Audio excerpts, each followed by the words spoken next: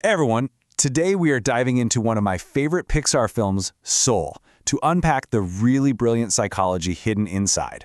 We're going to see what this incredible movie can teach all of us about what it means to live a truly meaningful life.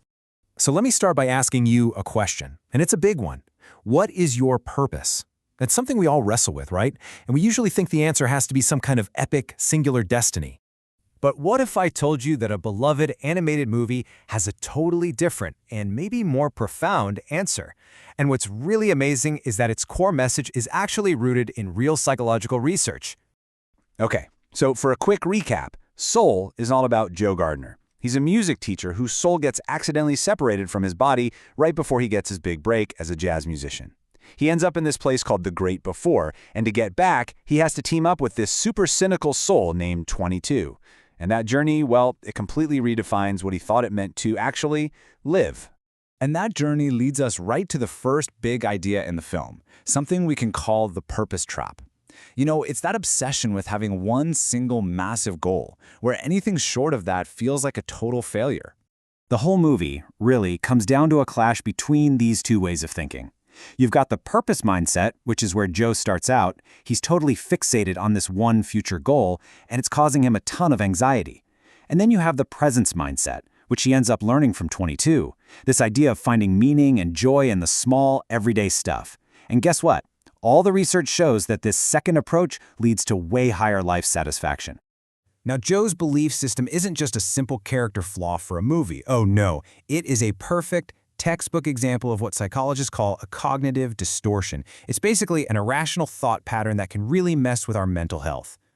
The specific trap Joe's in is called all or nothing thinking. For him, it's either become a famous jazz pianist or his life is a complete failure. There's absolutely no middle ground. And look, our brains do this sometimes to try and simplify a really complex world, but it can totally backfire.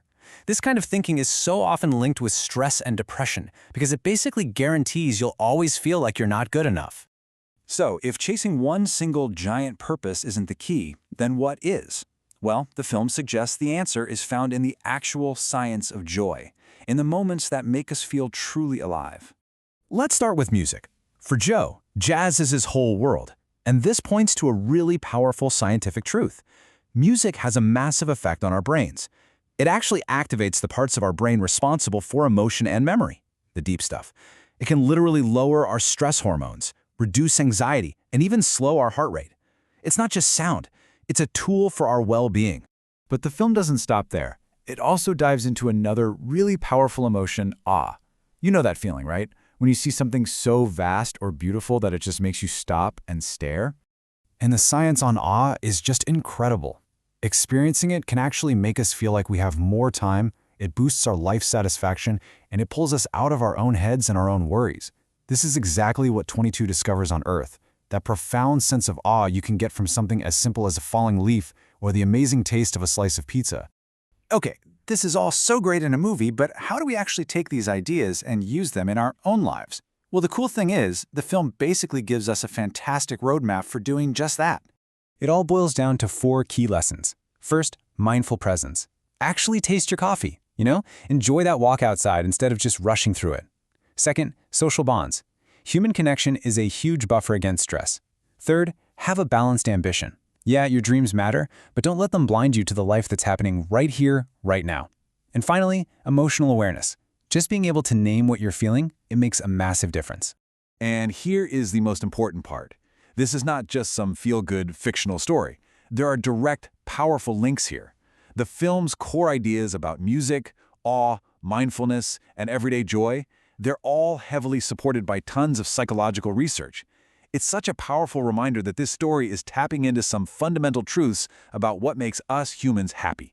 Which brings us to our final and I think most powerful takeaway from the film. It's all about redefining what we even consider to be a successful or meaningful life in the first place. Ultimately, what Soul teaches us is that our spark isn't a single purpose we have to find out in the world. The spark is just our love for living. The purpose isn't a destination.